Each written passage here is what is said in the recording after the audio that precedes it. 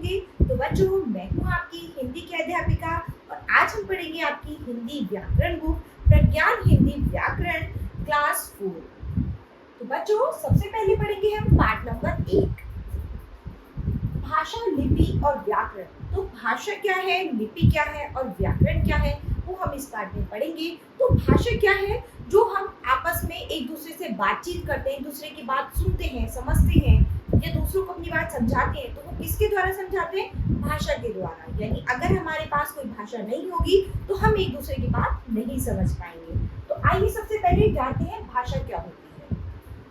बच्चों, ईश्वर ने आवाज या स्वर तो सभी प्राणियों को दिए हैं जिनके द्वारा वे अपने भाव प्रकट करते हैं। जैसे कुत्ता भौंककर, चिड़िया चहचहाकर, गाय रभाकर अपने भाव प्रकट करते हैं। पर भाषा का वरदान केवल मनुष्य को ही मिला है। केवल मनुष्य ही एकमात्र ऐसा प्राणी है जो भाषा के माध्यम से अपनी बात एक दूसरे को समझा सकते हैं।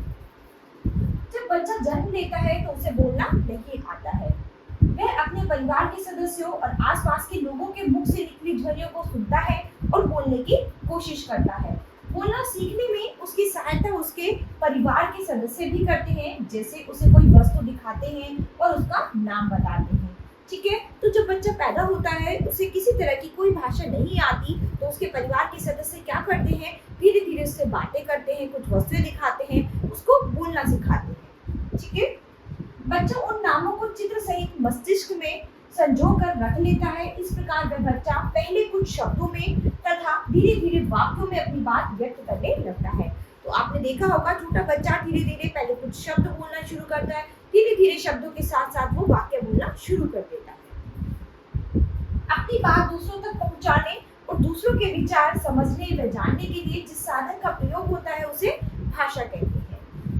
तो भाषा क्या है, भाषा विचारों या भावों के आदान प्रदान करने का एक माध्यम है। ठीक है, इसके बाद पढ़ेंगे हम भाषा के रूप। तो भाषा के कितने रूप होते हैं, भाषा के 2 रूप होते हैं, मौखिक भाषा और दूसरा लिखित भाषा। जब हम बोलकर अपने विचार प्रकट करते हैं तो यह भाषा का मौखिक रूप कहलाता है। ठीक है, तो जब हम किसी से बोलकर या बातचीत करके अपनी बात रखते हैं तो वो क्या होता है, भाषा का मौखिक रूप कहलाता है। इसमें सामने वाला सुनकर हमारी बात समझता है। जैसे वार्तालाप, भाषण देना, गाना सुनना, तो ये सब क्या है, मौखिक भाषा के उदाहरण हैं। जब हम लिखकर अपने विचार प्रकट करते हैं तो यह भाषा का लिखित रूप है। इसमें अन्य व्यक्ति पढ़कर बात समझता है। तो क्या होता है, भाषा का लिखित रूप क्या है, जब हम किसी की लिखी हुई बात को पढ़कर समझ रहे हैं तो वो क्या है, भाषा का लिखित रूप। या फिर किसी को हम बात लिखकर समझा रहे हैं तो वो भाषा का लिखित रूप कहलाता है। जैसे कि पत्र लिखना, यानी हम लिखकर समझा रहे हैं। समाचार पत्र पढ़ना, यानी लिखे हुए को पढ़कर समझ रहे हैं। पुस्तक पढ़ना, लिखे हुए को पढ़कर समझ रहे हैं। तो ये क्या है, लिखित भाषा। कुछ स्थितियों में विचारों को संकेतों या इशारों द्वारा भी दूसरों तक पहुंचाते हैं। जैसे कि आप देख रहे हैं यहाँ पर ये जो स्त्री है ये इस तरह से मुंह पे फिंगर लगाए हुए है, यानी ये इशारा कर रही है कि आप चुप हो जाओ।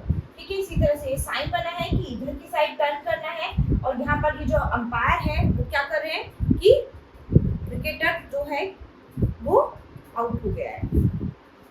इस प्रकार संकेत भी संप्रेषण का माध्यम है। लेकिन सांकेतिक भाषा का व्याकरण में अध्ययन नहीं किया जाता है। संसार में अनेक भाषाएं बोली व पढ़ी जाती हैं, जैसे हिंदी, संस्कृत, फ्रेंच, नेपाली, स्पेनिश आदि। हिंदी हमारे देश की राजभाषा है और अंग्रेजी अंतर्राष्ट्रीय भाषा है। भारत में अधिकांशतः लोग हिंदी भाषा बोलते हैं। अलग अलग राज्यों में हिंदी के साथ साथ उस राज्य विशेष की भाषा बोली जाती है। जैसे कि राज्य क्या है, महाराष्ट्र, तो महाराष्ट्र में क्या बोला जाता है, मराठी भाषा। उड़ीसा में क्या बोला जाता है, उड़िया भाषा। केरल में मलयालम भाषा बोली जाती है। कर्नाटक में कन्नड़ बोली जाती है और पश्चिम बंगाल में बंगला बोली जाती है। ठीक है, तो अलग अलग राज्यों में अलग अलग भाषाओं का प्रयोग किया जाता है। अब हम पढ़ेंगे लिपि। तो लिपि क्या है, हर भाषा को लिखने का अपना एक ढंग होता है जिसे हम लिपि कहते हैं। ठीक है, हिंदी भाषा देवनागरी लिपि में लिखी जाती है। कुछ अन्य भाषाएं और उनकी लिपि। तो यहाँ पर कुछ अन्य भाषाएं हैं और उनकी लिपि है। आप पढ़ेंगे अंग्रेजी भाषा जो है वो रोमन लिपि में लिखी जाती है, उर्दू भाषा फारसी लिपि में लिखी जाती है, पंजाबी भाषा गुरुमुखी में, फ्रेंच रोमन में लिखी जाती है। ठीक है, इसके बाद हम पढ़ेंगे व्याकरण। तो व्याकरण क्या है? भाषा के शुद्ध रूप को हम क्या कहते हैं? व्याकरण कहते हैं। ठीक है, आइए जानते हैं व्याकरण के बारे में। भाषा को शुद्ध रूप से बोलना, पढ़ना व लिखना व्याकरण के माध्यम से ही सीखा जाता है। जैसे कि निधि नृत्य कर रही है, उपयुक्त वाक्य क्या है? अशुद्ध है। व्याकरण के नियम ही इनके शुद्ध या अशुद्ध होने की जानकारी देते हैं तथा यह बताते हैं कि उपयुक्त वाक्य में कर्ता का जो लिंग, वचन और कारक है उसी के अनुसार क्रिया आदि का रूप होना चाहिए। उपयुक्त वाक्य का शुद्ध रूप इस प्रकार है, निधि नृत्य कर रही है। ठीक है, वह शास्त्र जो हमें भाषा को शुद्ध रूप से बोलना, लिखना व पढ़ना सिखाता है वो व्याकरण कहलाता है। तो व्याकरण के माध्यम से ही हम भाषा को शुद्ध बोलना, लिखना व पढ़ना सीखते हैं।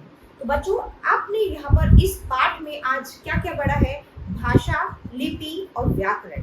ठीक है, तो यहाँ इस पाठ का सार आपको क्या मिलता है? भाषा विचारों के आदान प्रदान का एक साधन है।